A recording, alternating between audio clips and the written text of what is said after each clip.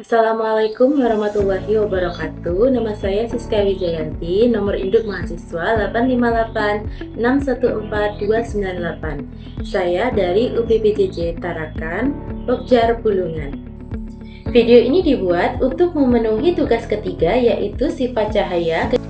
Tujuan dari praktikum ini yaitu menjelaskan sifat-sifat cahaya, menjelaskan sifat-sifat bayangan yang dihasilkan oleh cermin, menjelaskan sifat-sifat bayangan yang dihasilkan oleh lensa, menentukan titik fokus cermin cekung, dan menentukan fokus lensa cembung.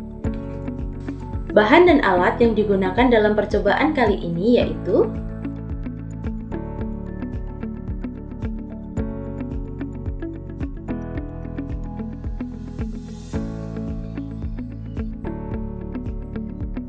pada percobaan yang pertama, saya akan menggunakan layar, cermin datar, senter, dan celah cahaya. Kemudian, saya akan menyusunnya sebagai berikut. Kemudian, saya akan mengamati jalannya berkas cahaya yang dipantulkan oleh cermin datar. Dapat kita lihat bahwa cahaya yang datang melalui celah cahaya dapat dipantulkan oleh cermin datar. Di sini kita dapat melihat dua jalur sinar, yaitu sinar datang yang menuju cermin dan sinar pantul yang memantul dari cermin. Selanjutnya, saya akan mengukur besar sudut datang dan sudut pantul dari cermin datar menggunakan busur derajat. Pertama, saya akan mulai dari sudut 30 derajat.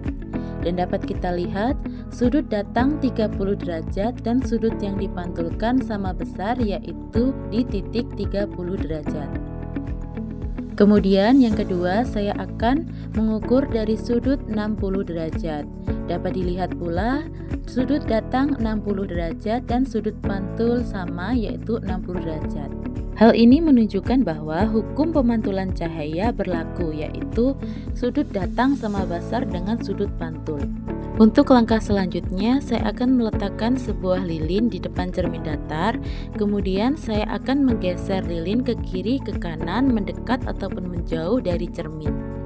Setelah diamati, bayangannya selalu mengikuti gerak lilin dengan cara yang sama. Dapat kita simpulkan bahwa bayangan yang dihasilkan oleh cermin datar memiliki sifat tegak, sama besar dengan bendanya, maya, dan jaraknya dari cermin sama dengan jarak benda. Untuk praktikum yang kedua, kita akan mengamati bagaimana cahaya dipantulkan oleh cermin cembung dan bagaimana bayangan terbentuk pada cermin tersebut. Kali ini, cahaya yang datang ke cermin dipantulkan dengan arah yang menyebar lebih luas karena cermin cembung memiliki permukaan yang melengkung keluar. Cahaya yang dipantulkan tampak divergen atau menyebar keluar.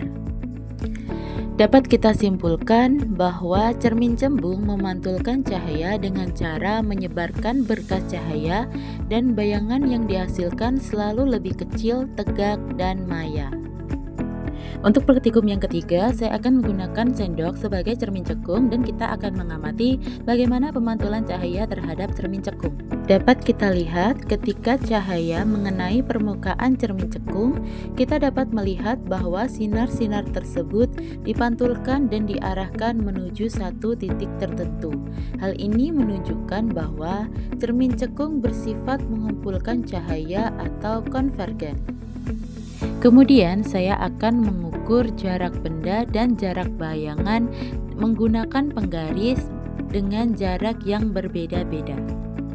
Setelah mengukur dengan jarak yang berbeda, dapat diperhatikan bahwa bayangan semakin kecil sehingga pada jarak tertentu bayangan tiba-tiba menghilang dan tidak dapat ditangkap pada layar. Itu terjadi karena lilin telah berada tepat pada titik fokus. Pada posisi ini, semua sinar pantul bergerak sejajar sehingga bayangan nyata tidak terbentuk. Jadi, dapat kita simpulkan bahwa cermin cekung mengumpulkan cahaya. Bayangannya bisa nyata atau maya tergantung jarak benda. Bayangan nyata bisa ditangkap layar, sedangkan bayangan maya tidak bisa.